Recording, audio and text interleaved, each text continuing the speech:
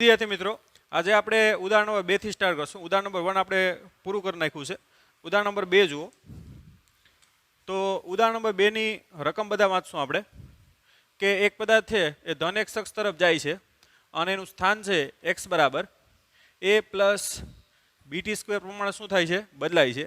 જ્યાં a અને b અચળાંક છે. એનું મૂલ્ય તમને આપી દીધું 8.5 મીટર અને b નું મૂલ્ય કેટલું આપી દીધું? તો કે 2.5 મીટર પર સેકન્ડ સ્ક્વેર. ઓકે, તો એ બે અચળાંક છે. અચળાંકના મૂલ્ય તમને આપી દીધા. તમને પહેલો ક્વેશ્ચન પૂછ્યો કે ભાઈ t બરાબર 0 સેકન્ડે પદાર્થનો વેગ કેટલો? 0 સેકન્ડે જે વેગ આવે કેવો વેગ હોય? તત્કાલીન. કે જે તે સમયે વેગ હંમેશા કેવો હોય? તત્કાલીન હોય. એટલે વિકલન દ્વારા મળશે. બીજું તમને શું પૂછ્યું કે ભાઈ t1 બરાબર 2 સેકન્ડથી t2 બરાબર 4 સેકન્ડ દરમિયાન વેગ મેળવો. એટલે કયો વેગ હશે? સરેરાશ. તો t બરાબર 0 સેકન્ડે પદાર્થનો વેગ મેળવવો હોય તો આ સ્થાન છે એનું સમયની સાપેક્ષ શું કરવું પડે? વિકલન. એટલે આપણે ખબર છે કે v બરાબર શું થાય? તો કે dx ના છેદમાં dt. ચાલો આમાં પહેલા તો a અને b ની કિંમત મૂકી દઈએ. તો x બરાબર શું થાય? a ની કિંમત કેટલી છે? 2.5 પ્લસ b ની કિંમત કેટલી છે? તો કે a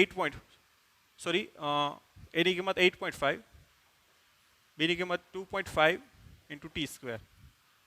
તો d બાય dt x નું સમીકરણ મૂકી દો 8.5 પ્લસ 2.5 t સ્ક્વેર માટે v બરાબર 8.5 અચળ પદ છે એટલે એનું વિકલન કેવું થાય? 0 પ્લસ 2.5 t સ્ક્વેર નું કેટલું થાય? 2t. એટલે v બરાબર કેટલો આવે? 2.5 ઇન્ટુ 2 એટલે 5t. એટલે આપણો વેગ સમય સાથે કેટલો આવશે? 5t. એટલે t બરાબર 0 સેકન્ડ આમાં મૂકો તો વેગ v 5 એટલે કેટલા થાય? 0 મીટર પર સેકન્ડ. આમ 0 સેકન્ડે વેગ કેટલો હશે? તો કે 0 મીટર પર સેકન્ડ. હવે બીજું ક્વેશ્ચન કે 2 સેકન્ડથી 4 સેકન્ડ દરમિયાન વેગ કેટલો હશે? તો t1 બરાબર 2 સેકન્ડ તમે આમાં મૂકો તો તમને x1 મળશે સ્થાન. તો x1 આપણે મેળવી લઈએ. x1 બરાબર 8.5 પ્લસ 2.5 કૌંસમાં 2 નો વર્ગ. એટલે x1 બરાબર 8.5 પ્લસ 2.5 2 નો વર્ગ કેટલો થાય? 4 અને 25 ચોક કેટલું થાય? 100 એટલે 10. 10 પ્લસ 8.5 એટલે કેટલો આવશે? 18.5 x1 મીટર. ઓકે, t2 બરાબર 4 સેકન્ડ મૂકો તો x2 મળે તમને. એટલે 8.5 પ્લસ 2.5 ઇન્ટુ 4 સ્ક્વેર. 4 નો વર્ગ કેટલો થાય? તો કે ચાલો 4 સ્ક્વેર. તો x2 કેટલા આવશે? તો કે 8.5 25 ચોક 100 ચોક કેટલા થાય? 400 એટલે 40 આવશે. બરાબર, પોઈન્ટ કાઢ નાખો એટલે કેટલો આવશે? x2 48.5 metre. માટે તમે સરેરાશ વેગ મેળવો v બરાબર શું આવશે? આપણે ખ્યાલ છે x2 માઇનસ x1 ના છેદમાં શું આવશે? t2 minus t1. અંતિમ સ્થાન કેટલું છે? 48.5. પ્રારંભિક કેટલું છે? તો કે 18.5 છેદમાં સમય કેટલો? તો કે 4 માઇનસ 2. 48 માંથી 18 જાય તો કેટલા આવશે? ભાઈ 48 માંથી 18 જાય તો કેટલા આવશે? તો કે 48 માંથી 18 એટલે કેટલા આવશે? 0.5 30 ના છેદમાં કેટલા આવશે? 2 એટલે 15 મીટર પર સેકન્ડ. ઓકે, ઉદાહરણ નંબર 3 જુઓ. ઉદાહરણ નંબર 3 માં શું કીધું? કલનશાસ્ત્રનો ઉપયોગ કરી અને અચળ પરિઘ ગતિના સમીકરણો મેળવો. આપણે જે આગળ મેળવ્યા હતા એ આલેખની રીતે મેળવ્યા હતા. હવે આપણે કલનશાસ્ત્ર એટલે કે સંકલન અથવા તો વિકલન આ બંનેનો ઉપયોગ કરી અને આપણે સમીકરણ મેળવશું. તો લેટ અસ સી. માનો કે કોઈ પદાર્થનો પ્રારંભિક વેગ કેટલો છે? v0. એ શું છે એનો પ્રારંભિક વેગ? ક્યારે? તો કે t બરાબર 0 સમયે. અને એ જેટલા અચળ પ્રવેગથી શું કરે છે? એ ગતિ કરે છે. અને કોઈ t સમયે તેનો વેગ કેટલો છે? અંતિમ વેગ કેટલો છે? v કહી દઈએ, બરાબર, t સમયે. તો આપણે t સમયે અંતિમ વેગનું પહેલા સૂત્ર મેળવવું છે. તો વેગ, આપણે વેગ અને પ્રવેગ વચ્ચેનો સંબંધ આપણે ખ્યાલ છે કે એ બરાબર શું થાય? જો ધ્યાન આપો, આપણે અંતિમ વેગ અને પ્રવેગ વચ્ચેનો સંબંધ મેળવો ને, એટલે પ્રવેગનું સૂત્ર પહેલા મુકાય. તો પ્રવેગનું સૂત્ર શું થાય? એ બરાબર dv ના છેદમાં dt. એક આપણે પહેલું સમીકરણ મેળવવું જે કોની વચ્ચેનો સંબંધ આવે? a, v અને t. તો પ્રવેગનું સમીકરણ મુકાય કે પ્રવેગ a બરાબર શું થાય? dv ના છેદમાં dt. હવે v મેળવવો એટલે dv ને કરતા કરો. dv બરાબર શું થાય? a dt. બંને બાજુ સંકલન લઈ લ્યો. બંને બાજુ સંકલન લેતા dv બરાબર શું થાય? સંકલનમાં હવે પ્રવેગ અચળ છે, ધ્યાન આપજો. પ્રવેગ અચળ છે એટલે શું નીકળીએ? બહાર નીકળીએ. એટલે શું આવશે? dt. હવે અહીં સમયની લિમિટ આવશે, અહીં વેગની લિમિટ. t બરાબર 0 સમયે વેગ કેટલો છે? v0, આપણે પહેલેથી કહી દીધું. અને t સમયે વેગ કેટલો છે? v. માટે dv નું સંકલન શું થાય? v. ઓ હીરો, અહીં ધ્યાન આપ. dv નું સંકલન શું થાય? v. ક્યાંથી ક્યાં સુધી? v0 થી v સુધી, બરાબર. એ બહાર નીકળી જાય. dt નું સંકલન શું થાય? t. ક્યાંથી ક્યાં સુધી? 0 થી t સુધી. એટલે પહેલા ઉપરની લિમિટ આવશે v, પછી નીચેની લિમિટ v0 બરાબર a કૌંસમાં t માઇનસ 0. તો v માઇનસ v0 બરાબર શું આવે? at. એટલે કે v બરાબર v0 પ્લસ at. આ આપણું પહેલું સમીકરણ આવી ગયું ભાઈ, કે t સમયગાળા બાદ એનો વેગ v0 થી કેટલો થઈ જાય? v. ઓકે, હવે બીજું સમીકરણ મેળવીએ. તો બીજું સમીકરણ x અને t વચ્ચેનો સંબંધ હતો, ધ્યાન આપજો. x, a અને t વચ્ચેનો સંબંધ છે. તો પહેલા તો આપણે x અને ચાલો એ આપણે શું કરીએ તો કે વેગનું સૂત્ર લખીએ. ચાલો, v બરાબર શું થાય? તો કે dx ના છેદમાં dt. હવે v આમાં આવવા નથી દેવાનો, ધ્યાન આપજો. v આવવા દેવાનો છે નહીં, આપણે તો x, a અને t મેળવવાનો. તો પહેલા તો dx તો મેળવીએ. dx બરાબર શું થાય? v dt. હવે અંતિમ વેગનું સૂત્ર તાર્યું આપણીમાં છે જ. v બરાબર શું થાય? કોઈ t સમય વેગ તો છે જ આપણીમાં, v0 પ્લસ at. સૂત્ર ડાયરેક્ટ ક્યાં મૂકી દો. માટે dx બરાબર શું થાય? v0 પ્લસ at ઇન્ટુ શું થાય? dt. બંને બાજુ શું કરી દો હવે? સંકલન. ભાઈ હીરો, ખ્યાલ આવે ને? બંને બાજુ સંકલન કરી દો. આ થઈ ગયું બંને બાજુ. આ સમયની લિમિટ 0 થી ક્યાં સુધી? t. t બરાબર 0 સમય સ્થાન કહી દો. x0 અથવા તો 0 કહી દો તો ચાલે. ઉદ્ગમ બિંદુ ચાલુ થાય તો 0 આવે, બાકી x0 મૂકો તો ચાલે. અને t સમયે સ્થાન કેટલું? x. તો dx નું સંકલન શું થાય ભાઈ? x. ક્યાંથી ક્યાં સુધી? x0 થી x સુધી. ખબર પડે? ખબર પડે ને? ઓકે, પહેલા v0 નું કરો. તો v0 તો અચળ છે ને, શરૂઆતનો વેગ. v0 શરૂઆતનો વેગ અચળ ને, બહાર નીકળીએ ને. ઇન્ટુ શું આવે અહીંયા? dt. 0 થી t. ચાલો એક સ્ટેપ લખ નાખું. ઇન્ટુ પ્રવેગ અચળ a બાર શું આવે? t dt. 0 થી t. ઓકે, પેલા ઉપરની લિમિટ મૂકો એટલે x માઇનસ શું આવે? x0 બરાબર dt નું સંકલન શું થાય? t. આ થઈ ગયું t. 0 થી t પ્લસ a, આનું એક ઘાત છે એટલે બે ઘાત થાય, t² બાય 2. 0 થી t. તો x માઇનસ x0 બરાબર આ શું આવશે? t માઇનસ 0 એટલે t, એટલે શું થઈ જાય? v0 t પ્લસ આ t મૂકો એટલે t² માઇનસ 0 એટલે t² બાય 2 જ આવે, એટલે કેટલું થઈ જાય? 1/2. શું લખાય ને? 1/2 at². તો આપણું આવી ગયું બીજું સમીકરણ. x0 બરાબર 0 હોય તો આપણે જે x છે તો આવી ગયું સ્થાનાંતર અથવા તો પથલંબાઈ પણ કહી શકો એનું સમીકરણ. સીધો રસ્તો હોય તો સ્થાનાંતર અને પથલંબાઈ સરખા હોય. ઓકે, હવે ત્રીજું સમીકરણ સંબંધ સ્વરૂપનું છે, મેળવીએ. આ લખી લો. હવે આપણે લાસ્ટ સમીકરણ v square minus v0 square is equal 2x મેળવવાનું છે. એટલે કે v0 અને a અને x વચ્ચેનો સંબંધ. એટલે કે સમય બમય એમાં આવવો જોઈએ નહીં. તો પહેલાં તો આપણે શું કરીએ કે v બરાબર આપણે ખ્યાલ છે કે dx ના છેદમાં શું થાય dt.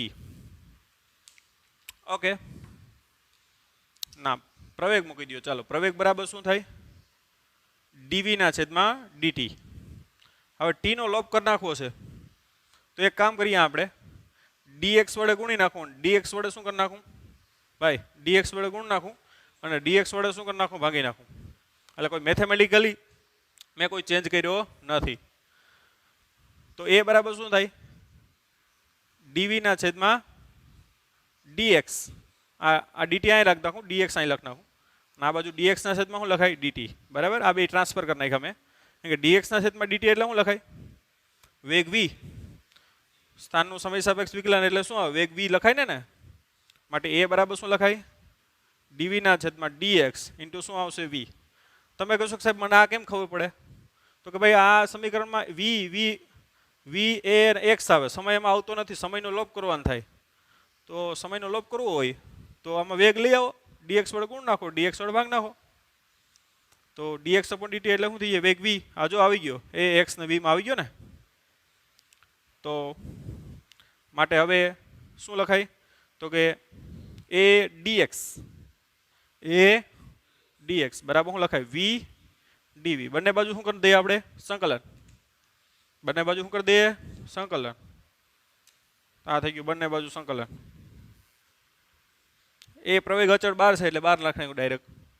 આ બાજુ શું છે સ્થાનાંતર x0 શરૂઆતમાં થી x.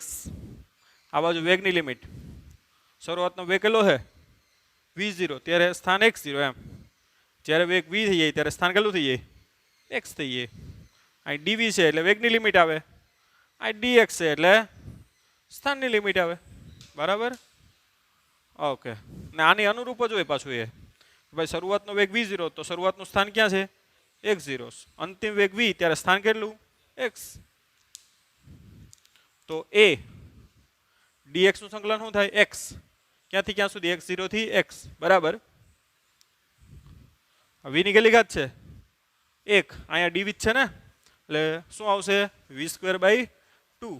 ક્યાંથી ક્યાં સુધી v0 થી v. એટલે a કૌંસમાં શું આવે x માઇનસ x0. બરાબર, પહેલાં ઉપરની મૂકો એટલે શું થાય બે સામાન્ય કાઢી નાખો. પહેલાં આવશે v સ્ક્વેર પછી આવશે v0 સ્ક્વેર. એટલે કે v square minus v0 square is equal to આ 2 જાય જાય એટલે 2ax અથવા તો x માઇનસ શું થાય x0.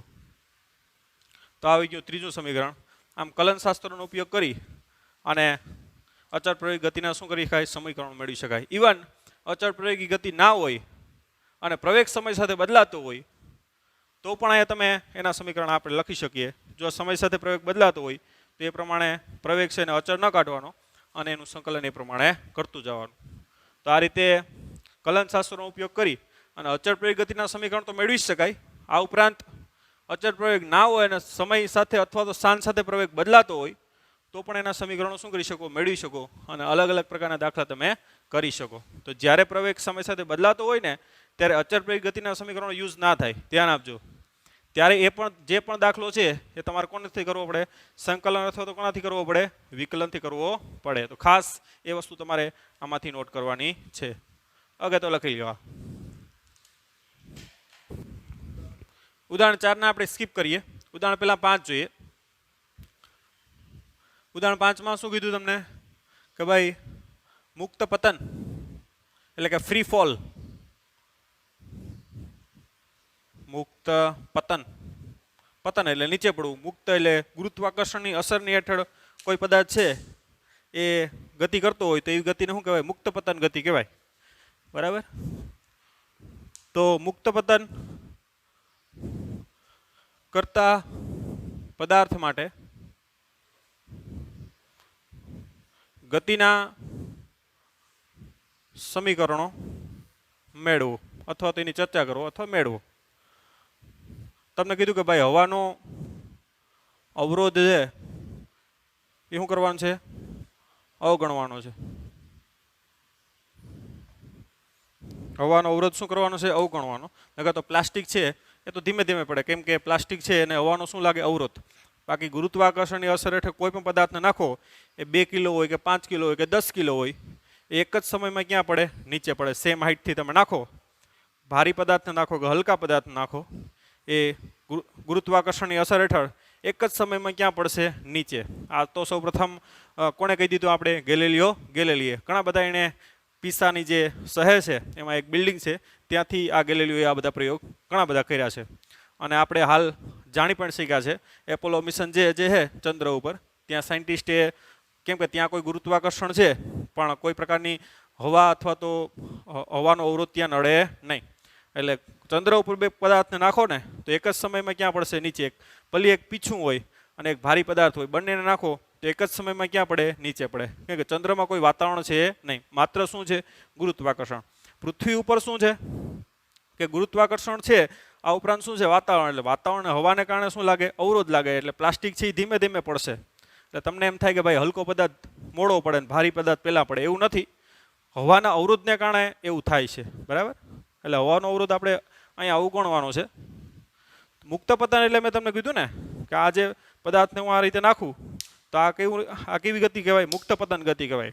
એટલે ગુરુત્વાકર્ષણની અસર હેઠળ એ કેવી ગતિ કરશે? તો કે અચળ પ્રવેગ ગતિ કરશે.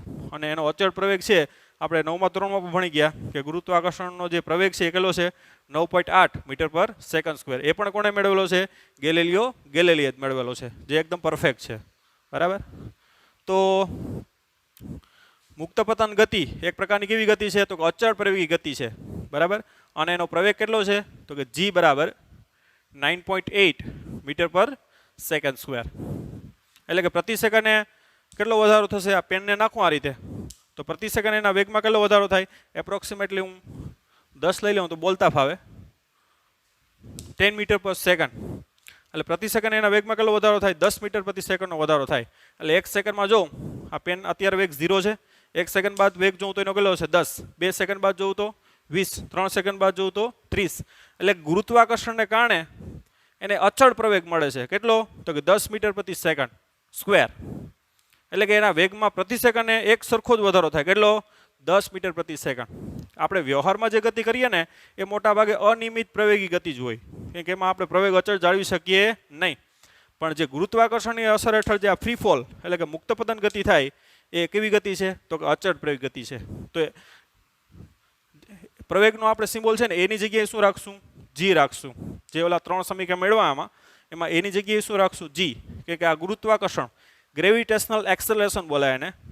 એટલે આપણે એનો સિમ્બોલ એની જગ્યાએ શું લીધો? g લીધો, જેનું મૂલ્ય 9.8 મીટર પર સેકન્ડ સ્ક્વેર અર્થાત 10 લઈ શકો. જ્યાં 10 લેવાનું કીધું હોય અહીંયા 10, બાકી 9.8 તમારે લેવું પડે. હવે આપણે 3 સમીકરણ લખીએ એ પહેલાં તમારી નીચેની અક્ષ છે એ કઈ લેવી ને એ તમારા ઉપર છે. તમે ધારો તો આ નીચેની અક્ષ છે એ ધન y અક્ષ અથવા તો ધન x અક્ષ લઈ શકો અથવા તો ઋણ y અક્ષ લઈ શકો. ખ્યાલ આવ્યો? જો ધન y અક્ષ લ્યો તો તમારે એની જગ્યાએ શું લખવાનું થાય? g લખવાનું થાય. શું લ્યો? ધન y અક્ષ લ્યો તો. અને જો ઋણ y અક્ષ લ્યો તમે તો એની જગ્યાએ શું લખવાનું થાય? તમારે -g લખવાનું થાય. ક્યારે? નીચેની અક્ષ ઋણ y અક્ષ પસંદ કરો તો. કેમ કે અક્ષોની પસંદગી એ તમારા ઉપર છે. તમારી નીચેની અક્ષ છે એ કઈ લેવી એ તમારા ઉપર છે, બરાબર? તો જો તમે નીચેની અક્ષ ધન y અક્ષ પસંદ કરો તો 3 સમીકરણ આ રીતે બનશે કે ભાઈ પહેલું સમીકરણ ખ્યાલ છે ને કે v બરાબર v0 પ્લસ at. હવે એની જગ્યાએ શું આવશે? અહીંયા g આવશે. તો આ પહેલું સમીકરણ થઈ ગયું. પ્રવેગ જ છે ભાઈ, પણ ગુરુત્વાકર્ષણનો પ્રવેગ છે એટલે એનો સિમ્બોલ શું આપ્યો? એની જગ્યાએ g. નીચેની અક્ષ કઈ પસંદ કરી? ધન y અક્ષ. ધ્યાન આપજો. પછી બીજું સમીકરણ x - x0 અથવા તો ખાલી x લખો તોય ચાલે. શરૂઆતનો x0 0 લઈ લ્યો. x બરાબર શું થાય? બોલો જોઈએ. v0t પ્લસ 1/2 at સ્ક્વેરની જગ્યાએ શું આવશે? gt square. અને ત્રીજું સમીકરણ v square minus v0 square is equal to શું થાય? 2gx. તો આ રીતે 3 સમીકરણો તમે લખી શકો. અને જો નીચેની અક્ષ તમે કેવી પસંદ કરો? ઋણ y અક્ષ પસંદ કરો તો આ પ્રમાણે સમીકરણ બને. તો v બરાબર શું બને? v0 માઇનસ શું બને? gt. હવે ધ્યાન આપજો, હવે નીચેની અક્ષ તમે કેવી પસંદ કરી? ઋણ વાય અક્ષ. તો જ્યારે તમે વેગની કિંમત મૂકો તો પણ ઋણ મૂકવી પડે કે નીચે તરફનો વેગ કેવો થાય? ઋણ થાય. ખાસ ધ્યાન રાખવું પડે. હજી આ જ્યારે વેગની કિંમત મૂકું ને, દાખલા કે વેગ છે અંતિમ વેગ દાખલા કે -5 છે, તો એ 5 આપી ગયેલું હોય તો -5 મૂકવો પડે, કે નીચે વેગ કેવો આવે? ઋણ આવે. એટલે ખાસ એ પણ તમારે ધ્યાન રાખવું પડે. શરૂઆતનો વેગ જે આપ્યો હોય ને એ પણ તમારે કેવો લેવો પડે? ઋણ લેવો પડે. ખ્યાલ આવે છે તમને ભાઈ? ભાઈ ખ્યાલ આવે? Okay okay. સમય હંમેશા ધન લેવાનું થાય. આ પહેલું સમીકરણ થઈ ગયું. બીજું, x બરાબર v0t માઇનસ શું આવશે? 1/2 gt². આમાં પણ દાખલા કે તમને એમ કે 50 મીટરનું અંતર કાપ્યું, ઉપરથી કેટલું? કોઈ બિલ્ડિંગમાંથી નાખો ને 50 મીટર ઊંચી બિલ્ડિંગ છે ત્યાંથી નાખો, તો અહીં જ્યારે એક્સની કિંમત લખો ત્યારે કેવી લખવાનું થાય? -50. શા માટે? નીચેની અક્ષ ઋણ વાય અક્ષ છે, એટલે જ્યારે કિંમત મૂકો ત્યારે અહીં -50 લખવું પડે. પછી વેગ જે આપ્યો હોય ને, દાખલા કે શરૂઆતનો જે પણ આપ્યો એ માઇનસ લખવો પડે અહીંયા. ખ્યાલ આવે તમને? એટલે એ ખાસ તમારે નોટ કરવું પડે. બરાબર. પછી ત્રીજું સમીકરણ કે ભાઈ v² - v0² is equal to શું થાય? 2 × -g × શું લખાય? x. તો આ રીતે ત્રણ સમીકરણો છે એ તમે નીચેની અક્ષ ધન વાય અક્ષ પસંદ કરો તો આ રીતે લખાય, નીચેની અક્ષ ઋણ વાય અક્ષ પસંદ કરો તો આ રીતે લખાય. તો આ થઈ ગયા મુક્ત પતનના સમીકરણો. હવે એના આલેખ પણ દોરીએ આપણે. બરાબર. આ ત્રણના શું દોરીએ? આલેખ. ચાલો આ લખી લ્યો. પહેલા આપણે g વર્સિસ t નો આલેખ દોરીએ. g વર્સિસ t એટલે કે પ્રવેગ વિરુદ્ધ સમયનો. નીચેની અક્ષ કેવી છે? ઋણ વાય અક્ષ છે, એના માટે. ચાલો આ સમય સેકન્ડ ના શું છે? ગુરુત્વ પ્રવેગ g. આપણે ખબર કે ગુરુત્વ પ્રવેગ g સમય સાથે કેવો રહે? અચળ રહે. કેટલો રહે? પૃથ્વીનો ગુરુત્વ પ્રવેગ 9.8. એટલે નીચે છે એટલે માઇનસ શું લખશું? 9.8. આ g કેમાં છે? મીટર/સેકન્ડ²માં. અને સમય સાથે કેવો રહેશે? એ અચળ રહે. તો આ કોનો આલેખ આવી ગયો? પ્રવેગ વિરુદ્ધ સમયનો આલેખ આવી ગયો. કોની કઈ ગતિ માટે? મુક્ત પતન માટે. ઓકે. હવે કોણ દોરું? વેગ વિરુદ્ધ સમયનો દોરું. વેગ વિરુદ્ધ સમય. જ્યાં વેગ v એટલે ખબર છે ને, સમય સાથે વેગ શું થતો જાય? વધતો જાય. એટલે t સમય વેગ એમ. વેગ કઈ દિશામાં છે? નીચે પડે ને, એટલે ઋણ નીચે આવે ને. બરાબર. ઋણ વાય અક્ષ. આ વેગ t બરાબર 0 સમય વેગ કેટલો હોય? અહીંથી આમ ફેંકું, t બરાબર 0 સમય કેટલો હોય? 0 હોય. પછી કેટલો વધે? 10 વધે ને. 1 સેકન્ડમાં 10, 2 સેકન્ડમાં g બરાબર 10 લઈ લો એપ્રોક્સિમેટલી. આ 1 સેકન્ડ, આ 2 સેકન્ડ, આ 3, 4. રેડી? 1 સેકન્ડમાં વેગ કેટલો? 0 સેકન્ડમાં કેટલો હશે? 0. 1 સેકન્ડમાં 10, એટલે પોઈન્ટ અહીંયા આવે. 2 સેકન્ડમાં કેટલો થઈ જાય? 20.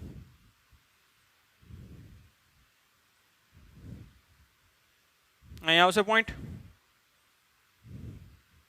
3 સેકન્ડમાં 30. બરાબર. આ રીતે 4 સેકન્ડમાં 40. તો આ બધા પોઈન્ટને જોડો તો શું આવશે? શું આવશે? સુરેખ. આપણે આમ પણ ખબર છે કે અચળ પ્રવેગ ગતિ હોય તો વેગ વિરુદ્ધ સમયનો આલેખ કેવો આવે ભાઈ? હંમેશા સુરેખ આવે. એનો મતલબ કે પ્રતિ સેકન્ડે વેગમાં વધારો કેવો થાય? એક સરખો. તો પ્રવેગ કેવો હોય આમાં? અચળ. જે આપણે ખ્યાલ જ છે, ગુરુત્વ મુક્ત પતન ગતિ એ કેવી ગતિ છે? અચળ પ્રવેગી ગતિ છે. ઓકે. તો આ થઈ ગયું વેગ વિરુદ્ધ સમયનો આલેખ. આ માઇનસ માઇનસ લખજો. ઓકે. હવે કોના વિરુદ્ધ? તો કે સ્થાન વિરુદ્ધ સમયનો આલેખ જોઈએ. બરાબર. કેમ કે આ સ્થાન બદલે છે ને આ રીતે. જો આ સ્થાન 0 લઈ લઉં, પછી સ્થાન 10 મીટર, 20 મીટર, 30 મીટર આવી રીતે નીચે આવતું જાય. પણ સ્થાન અને સમયનો સંબંધ શું છે? તો કે x બરાબર આપણે ખ્યાલ છે. x બરાબર સૂત્ર શું છે? v0t - 1/2 શું થાય? GT square. શરૂઆતનો V0 બરાબર હું લઈ લઉં 0. શરૂઆતનો વેગ અહીંથી આમ નાખું એટલે કેવો લઈ લઉં 0 લઈ લઉં. તો x બરાબર શું થાય -1/2 GT સ્ક્વેર. આ g તો અચળ છે એટલે x ચલે છે શું થશે x કોના સમપ્રમાણમાં થાય t સ્ક્વેરના, કેમ કે 1/2 g તો અચળ છે એટલે સ્થાન છે એ સમયના વર્ગના શું હોય સમપ્રમાણમાં. ઓકે, તો એનો આલેખ કેવો આવશે બોલો છે. આ બાજુ સ્થાન નીચે છે એટલે ઋણ અક્ષ, આ બાજુ સમય t બરાબર 0 મૂકો તો સ્થાન કેવું આવે 0. t બરાબર 1 મૂકો તો x કેવું આવે 1 આવે એટલે અહીંયા આવશે ને. પછી t બરાબર 2 મૂકો તો x બરાબર 4. અને આપણે ખબર જ છે કે આ પરવલય બને. શું બને? કેમ કે પરવલયનું સમીકરણ આપણે ભણી ગયા ને, y બરાબર અથવા તો ax સ્ક્વેર. એનો આલેખ કેવો આવતો તો આપણે ખ્યાલ છે આ રીતના આવે. કાંઈ માઇનસ છે જો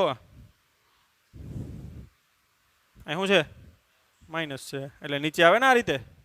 પણ સમય આ બાજુ માઇનસ ના હોય, સમય ઓનલી શું હોય ધન હોય એટલે આટલો ભાગ આવે બરાબર. ટી મૂકતા જાવ તો એટલે ડાયરેક્ટ એ ખબર પડી જવી જોઈએ કે આ રીતનો આલેખ આવશે. વાસ્તવમાં આ રીતે પરવલય બને પણ સમય ઋણ તો ન હોય. આ રીતે સમય ક્યાં ચાલુ થાય 0 થી બરાબર. એટલે આલેખ આ રીતનો બને. આકાર ગ્રાફના આખા આપણે એક પીરિયડ જ જોયો ભાઈ આખો. બધા ગ્રાફ એમાં આપણે કરાવી દીધા, એના સમીકરણો પણ કરાવી દીધા બરાબર. આમાં પરવલયનો ગ્રાફ બને x ચલે છે t સ્ક્વેર એટલે શું થાય પરવલય બને. હવે સમય આ બાજુ માઇનસ તો ન હોય બરાબર, એટલે સમય માઇનસ ન હોય એટલે આ બાજુનો ભાગ ના આવે પરવલયનો, અડધો ભાગ આવે. અને ઇવન દોરી પણ હકો ને ક્યાં લાંબુ છે અહીંયા ટીની અલગ અલગ વેલ્યુ મૂકો તો x એ પ્રમાણે આવતું જાય બરાબર. અને આમાં જીની વેલ્યુ મૂકીને પણ કરતા કરી શકો જો આમાંથી કે ભાઈ t બરાબર 1 સેકન્ડ તો x કેટલું 2 સેકન્ડ મૂકી દો, 3 સેકન્ડ, બધા પોઈન્ટ આવે મૂકો, જોઈન કરશો એટલે આ રીતે આવશે બરાબર.